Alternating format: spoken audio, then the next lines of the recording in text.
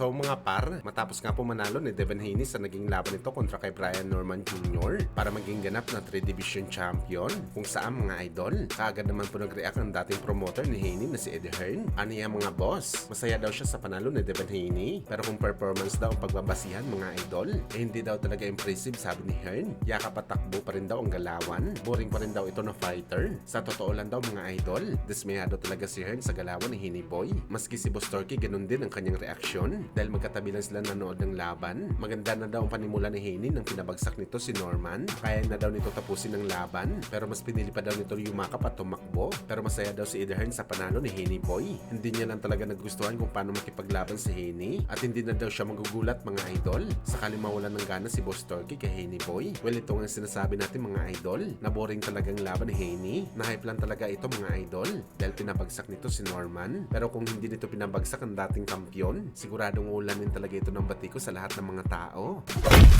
Samantala 5 linggo na lang nga po mga idol, makikita natin muli ang angas ng Pinas Chandrell Casimero na lalaban ulit sa ibabaw ng boxing ring na gaganapin sa Japan sa December 27, kung saan mga idol, ayon sa ating source, posible daw bumalik ulit si Casimero sa bakbakan sa buwan ng January-March 2026 o di kaya sa April, at sa Japan pa rin daw gaganapin ang laban. Wala pang sinabi mga idol kung sino ang posibleng makalaban ni Casimero dito, pero malaki ang tiwala natin mga idol na posible si Luis Neri ang makalaban ni Cuadro Alas dahil ito ang target date na laban ni Neri. Grabe, dati hirap si Casimero mga boss na makakuha ng sunod-sunod na laban, pero ngayon inuulan ito ng laban mga boss. Pag nagkataon mga idol, makatatlong laban na si Cuadro Alas sa loob lamang ng 6 na buwan. Pero gayon pa man mga idol, ipanalo muna ng Casimero ang laban nito sa Japanese fighter na si Tom para magtuloy-tuloy ang laban nito sa 2026. Hindi mangyayari ang lahat ng ito mga idol sakali ma-upset pa ito sa bakbakan. Last chance na lang talaga ito ni Cuadro Alas, kaya napaka-importanteng manalo ito sa laban. Napakalaking sayang ito mga idol kapag nasilat si Casimero dito. Ito kasing pagkakataon niya mga idol para mapalaban sa big fight dahil nasa likod nito ang malaking promoter sa Japan. Kaya abangan natin yan mga idol.